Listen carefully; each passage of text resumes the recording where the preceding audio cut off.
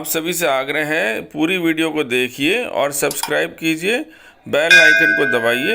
आज ज़रूरत है भारतीय संस्कृति के बारे में हमारा विश्वास दृढ़ हो और उसको जगाए रखने के लिए इस चैनल को सब्सक्राइब कीजिए।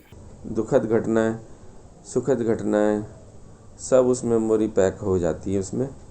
और वो एक लिंग शरीर लेकर के कहते ना, 5 ज्ञानेंद्रिया, 5 कर्मेंद्रिया, है ना, मन बुद्धि चित्त अहंकार। आकस्मिक जब घटना घटती है, अकाल मृत्यु होती है, तो उस अवस्था में कुछ शरीर के परमाणु जो स्थूल शरीर के साथ भी चले जाते हैं और सूक्ष्म शरीर के साथ भी चले जाते हैं। डॉक्टर साहब, मैं आपसे कुछ क्वेश्चन पूछना चाहती हूँ, मेरे मन में कुछ जिज्ञासा हो रही है। तो आप पहले तो ये बताइए कि पुनर्जन्म होता है? अगर होता है तो पुनर्जन्म से और हमारा इस जन्म से क्या संबंध होता है?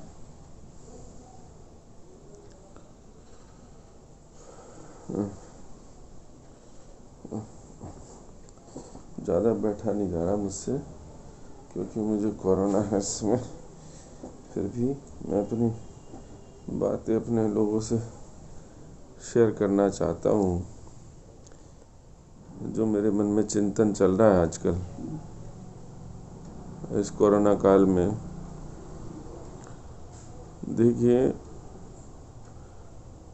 जो वैज्ञानिक मत है वो तो यही मानता है कि संसार जो दिख रहा है वही है सत्य, और जो दिखता नहीं है उसको नहीं मानते। Things to whom we can see, to whom we can touch, to whom we can perceive, only science believe in that.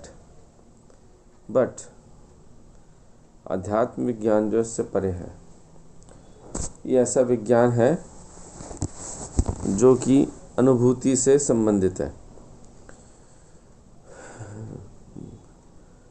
ऊर्जा को सभी मानते हैं। ऊर्जा किसी भी फॉर्म में अवेलेबल रहती है संसार में। ऊर्जा का वैज्ञानिक परिभाषा ही है, it can neither be created nor destroy. Energy हमेशा रहती है। सेम जो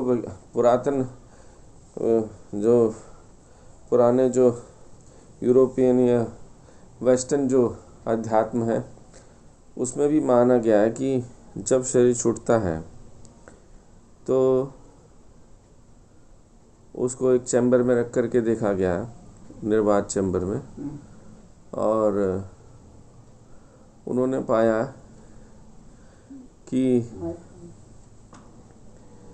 एक प्रकार का श्याम वर्ण तरह की, बैंगनी रंग की छोटी सी किरण जो है, आभा जो है, वो उस मृत आत्मा के शरीर से निकली और जो चैम्बर था उसमें दरारें पड़ गई।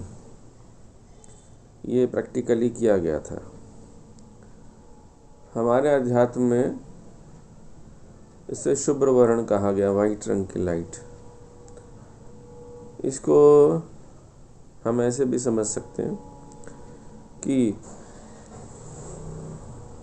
जब सूर्य से जो रोशनी चलती है, आती है, तो वाइट रंग की ही होती है, यानी स्रोत तो वाइट ही है। उसका अभिघटन होने की वजह से उसके अलग अलग रंग दिखते हैं हमको। जैसे कि प्रिज्म में से जब हम वाइट लाइट को गुजारते हैं तो विग्योर बनता है, violet, indigo, green, violet, yellow, red, orange, इस तरह का जो कलर का पैटर्न दिखता है हमको। इसी तरह से जो हम अपना ऑरा को देखते हैं, तो हर व्यक्ति के स्वभाव के हिसाब से उसका जो है अलग अलग तरह का ऑरा हो जाता है। जो ब्लैक ऑरा होता है वो ज़्यादा क्रूर स्वभाव के लोगों का होता है। ब्लू काफ़ी ज़्यादा शांत प्रवृत्ति के लोगों का होता है, जो बिल्कुल निश्चल होते हैं, यूनिवर्सली जो सबके लिए अच्छा महसूस करते हैं, अच्छा सबके लिए सोचते हैं। वाइट पीसफुल शांति का प्रतीक है। रेड जो है काफ़ी ज़्यादा, कहते हैं रेड जो है बहुत उग्र है और एनर्जेटिक है, क्रोधी स्वभाव है। ऑरेंज प्रॉस्पेरिटी का है। येलो जो है खुशहाली का है। ग्रीन जो है हमारे जो संपन्नता वैभवता का प्रतीक है। इस तरह से अलग अलग कलर बताते हैं। खैर ये तो हम बात कर रहे थे। तो जब शरीर छूटता है तो उस समय की जो अवस्था होती है वो एक अलग तरह की चिंतन का विषय है। पुनर्जन्म से पहले हम मृत्यु की बात करें। मृत्यु के समय क्या होता है? मृत्यु जो है, क्योंकि पुनर्जन्म की शुरुआत मृत्यु से ही है और जीव जो है हमारे सबसे हमेशा कभी मरता नहीं है। आत्मा कभी मरती नहीं है, हमारी फिलॉसफी कहती है। नैनम छिद्यन्ति शस्त्राणि नैनम दहति पावक न चैनम क्लेदन्ति आपो नैनम शोषति मारुता। तो भगवान कृष्ण ने हमारे जो वर्ड्स ऑफ गॉड हैं, भगवान कृष्ण जो योगीश्वर हैं, उन्होंने साफ और स्पष्ट शब्दों में हम लोग को एक मनोवैज्ञानिक ग्रंथ दिया जिसे गीता कहते हैं। उसमें उन्होंने स्पष्ट कह दिया कि जन्म एक प्रकार का परिवर्तन प्रक्रिया है और जो अनावरत चलती रहती है, और ये सभी उपनिषदों का वेदों का सार है गीता। तो जब शरीर छूटता है तो हमारा जो शरीर की चेतना है, शरीर की जो इंद्रियां हैं, वो तो सारी शिथिल हो जाती है, लेकिन मन के जो आवेग हैं, मन के जो घटनाक्रम है, जो हमारी जो ऐसी घटनाएं जिनको कि हमने महसूस किया था कभी जीवन में, इस जन्म काल में, वो सारी पुनरावृत्ति होती है मृत्यु से पूर्व। तो जब शरीर छूट रहा होता है तब उस समय पुनरावृत्ति होती है, सारी रिकॉलिंग होती है, जैसे एक फिल्म मेमोरी चलती है।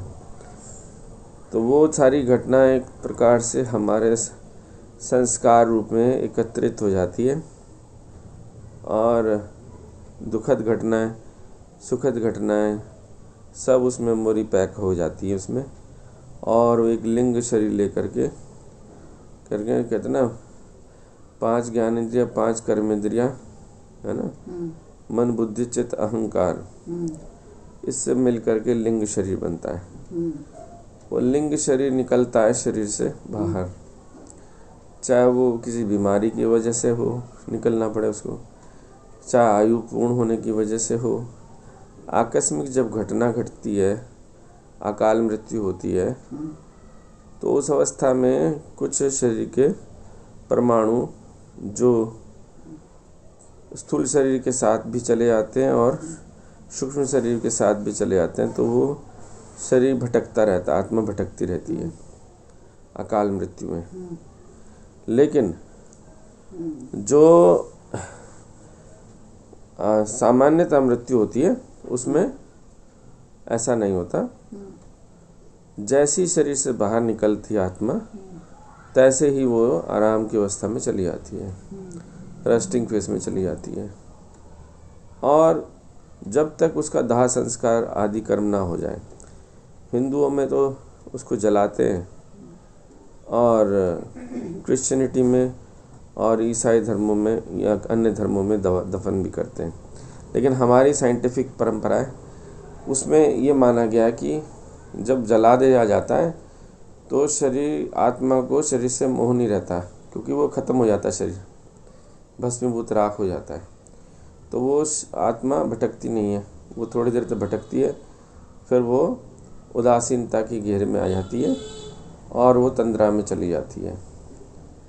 तो ये जब तंद्रा में चली जाती है वो आत्मा, उस तंद्रावस्था की जो ड्यूरेशन होता है 1 साल से लेकर के 3 साल तक का होता है। पहले चरण में वो आत्मा जो होती है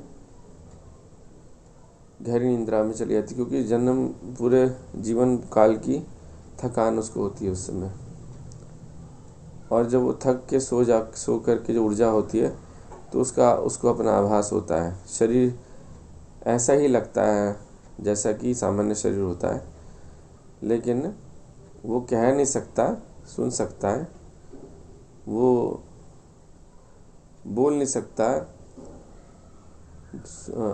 महसूस कर सकता है हर चीज़ को, वो छू सकता है, उसको कोई छू नहीं सकता, ऐसी अवस्था होती है। और गतिमान इतना होता है कि वो अवरुद्ध घूमता रहता है।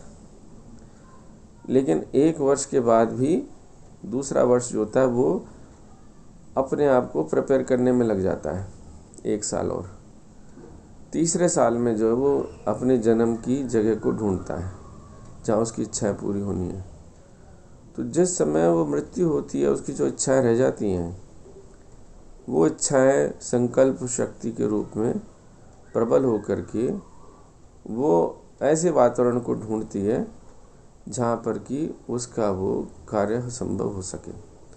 ज़्यादातर आत्माएं अपने परिवारजनों के समीप रहती हैं जहाँ मोह होता है उनको। लेकिन जो बुज़ुर्ग होते हैं वो कुछ समय तक अपने परिवार के समीप ही रहते हैं।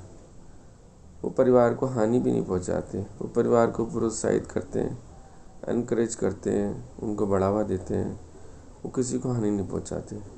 जो युवा मर जाते हैं उनकी अतृप्त आत्मा होती हैं, वो कभी कभी कष्ट भी देते हैं, दूसरों को अपनी बात मनवाने की कोशिश करते हैं, चेष्टा करते हैं कि उनकी बात को माना जाए।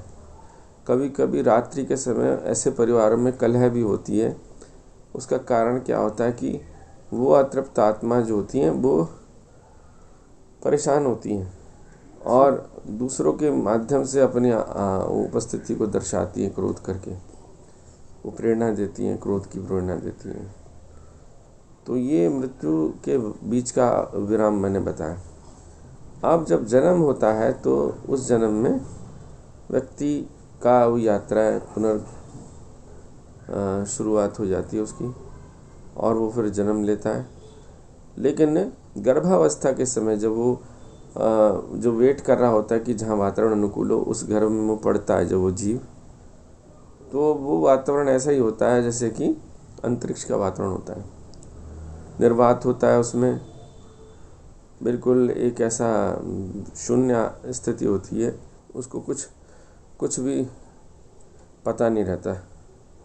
जो कुछ स्मृति में होती है वो पार्चुरेशन टाइम में जब गर्भ से निकलता है, भ्रूण बच्चा बाहर निकलता है, उस तकलीफ़ में, उस वेदना में, माँ की पीड़ा में, उसकी पीड़ा में, वो सब स्मृत हो जाती है।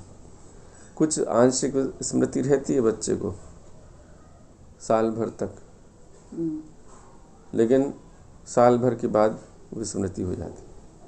फिर भी कुछ ऐसे एग्जाम्पल्स हैं पुनर्जन्म के जिनमें कि व्यक्ति को अपनी सारी घटनाएं याद रहती हैं। तो ये बात तो मैंने आपको पुनर्जन्म के बारे में बताई।